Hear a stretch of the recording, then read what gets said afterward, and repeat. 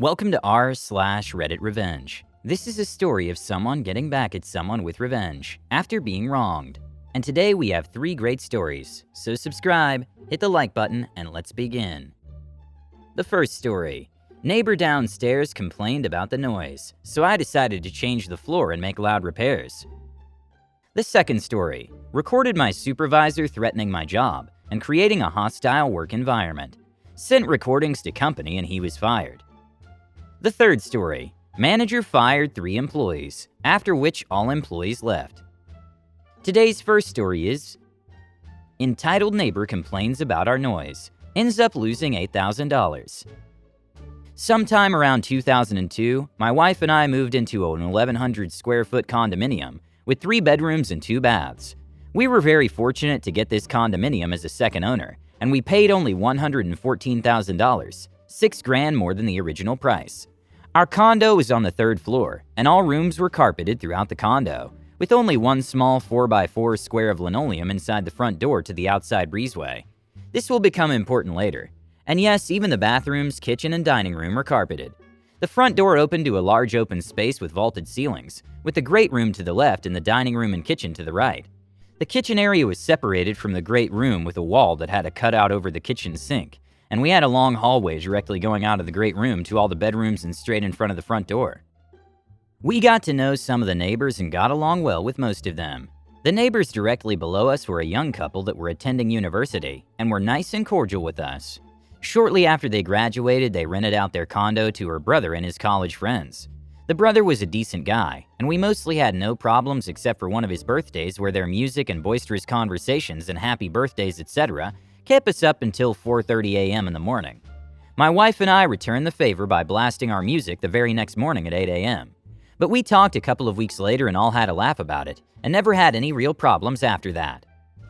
Between 2004 and 2006, we changed all the flooring in the kitchen and dining room to ceramic tile, including the area in front of the front door, to avoid having to pay for carpet cleaning in the dining or kitchen area due to spills or our young daughter throwing food on the floor from her high chair. In 2007, our cordial neighbors sold their condo to an older newlywed couple, late 20s to early 30s. Now, if anyone has lived between a 1st and a 3rd floor condo or apartment, you will know that it's the worst place to be if you expect silence. With kids or music, you'll always have some noise that filters through the floor or ceiling. I don't know what they were thinking or expecting when they moved in there. I was blissfully unaware that the condo had been sold until one day about a month later, I brought home a powered subwoofer and hooked it up to my home theater sound system, around 6 p.m. I promptly put on an action flick with some big explosions and sat down to enjoy the new and improved immersive sound. After a little bit of gunfire and 2 explosions, I hear the doorbell ding-dong. I get up and immediately hear ding-dong again. I walk the 5 feet to my front door and open it to see my entitled neighbor, I'll call her Karen, standing on my doorstep. Me, hi, can I help you? Very agitated Karen. My husband and I are trying to enjoy a quiet and peaceful dinner.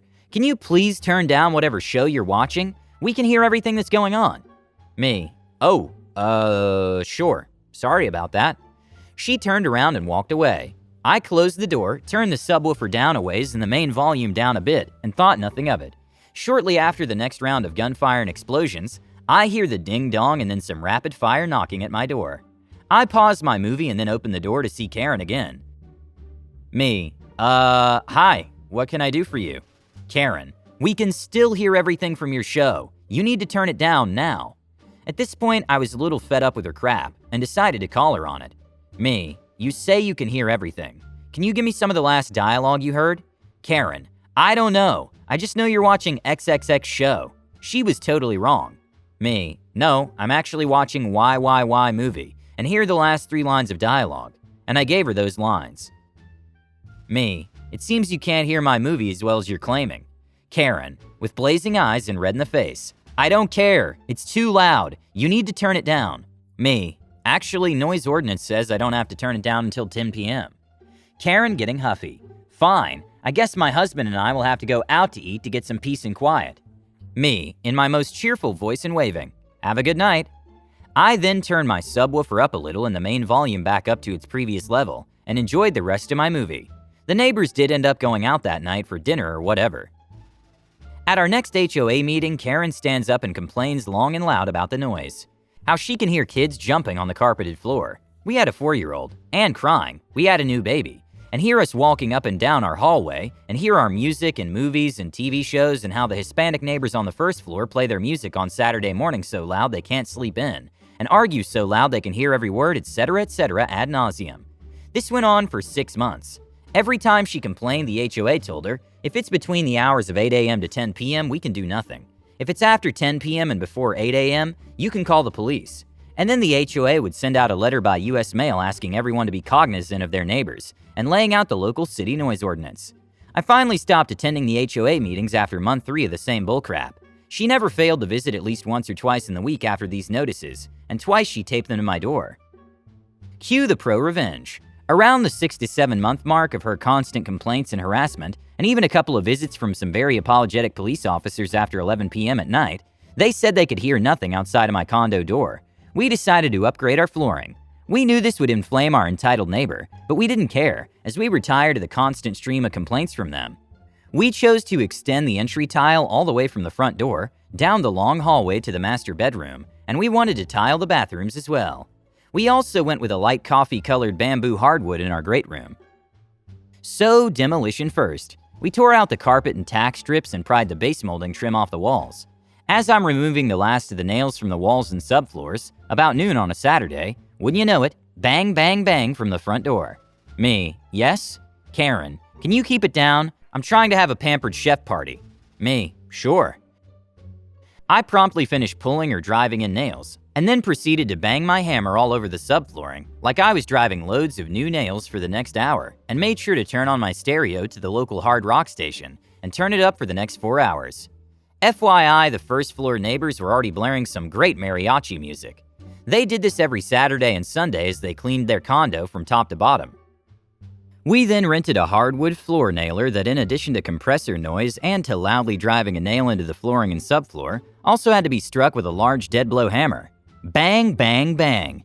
It took us 2 to 3 days to install the coffee-colored bamboo hardwood flooring in the great room, and we were sure it was driving Karen absolutely batty. We ended up installing an awesome tile inlay down the hall. Had tile running from the front door to the master bedroom door along the great room side of the divider wall. Tile in the dining room, kitchen, and both bathrooms. We got the base molding on. More nail gun and compressor fun, and caulked. The new floors looked amazing, and the bonus was every time a hard shoe, like my daughter's favorite Sunday shoes she wore everywhere, every day, or high heel, my wife chose to learn how to do everything in 4 to 6 inch stilettos during this time. Struck the floor, it was like the impact echoed through our perfect floors. All this was due to our neighbor complaining. It was also in preparation to sell our condo, as we had grown out of it by this time. We sold it within 1 month of listing at $160,000. During closing, the real estate agent for the new owners told us that the floors absolutely sold this place. We also sold at the very top of the real estate boom right before the real estate market crashed. We later learned from some of our neighbors that within 9 months of our selling our condo, the second floor entitled neighbors moved out and sold their condo for $30,000 less than we had, and took about an $8,000 loss, and sent a letter of complaint to the HOA, stating their condo was unlivable because of the noise from our incredible floors. The second story is one-party consent recordings, the kryptonite of a-hole supervisors. I'm a paramedic, and after many years of working regular ground ambulance, I decided I have enough. My whole career I was either a glorified Uber driver, being spit on by drunks, bit by meth heads, or chauffeuring people between hospitals. Though once in a blue moon I saved a life. There isn't a lot of different jobs you can parlay an EMS career into, so I elected to move into the private sector and got a job doing basically the same thing at a mine in a remote environment. Worked 2 weeks straight with 2 weeks off, less stress and an enviable salary. On the surface, this was a sweet gig, almost heaven compared to the regular stretcher jockey job I came from, and it would have been such if not for the absolute psychopath who managed the EMS services out there. I didn't work directly from the mine's operator. Instead, I was employed by a contractor. The coordinator, my local boss, as he was called, was a golden boy as far as the mine company was concerned.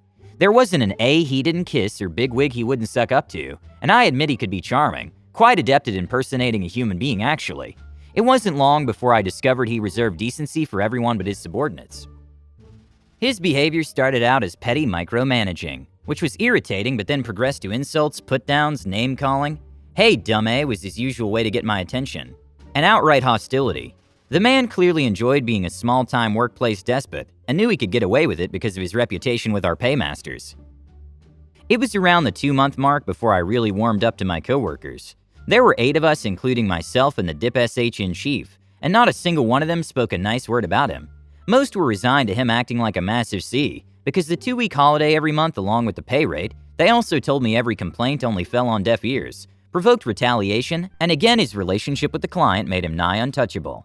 This is when I started recording everything, and did so with these 2 assumptions. 1, the company would only act with serious proof of malfeasance. 2, his acts of B would only escalate. Neither assumption proved false. I had nearly 3 months of audio tapes of him being just his regular a-hole self before he went too far. About a week into the shift, I showed up to our station and was called into his office only to be informed I was being let go and my replacement would be there in a few hours. I was to go back to our accommodations, pack my shift up and report back there. Well, I thought before doing as I was bidden. Upon arriving back to the office with my suitcases, this sadist started laughing and said, "No one's coming to replace you. You're so effing gullible." It was a mock firing, and I'm sure he feverishly jacked himself off to it later that night. I was livid and let loose on him, finally ending a tirade with a malicious hint. Can you imagine what the office would do if they could have heard all this BS? Unrepentant to the last, he coldly stared at me before replying.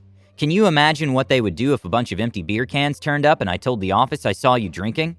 Having recorded all this and knowing my glorious victory was assured, I feigned capitulation to carry on with my day. My first day off, I sent in a detailed letter to the company, along with recordings, and as expected, they fired his A.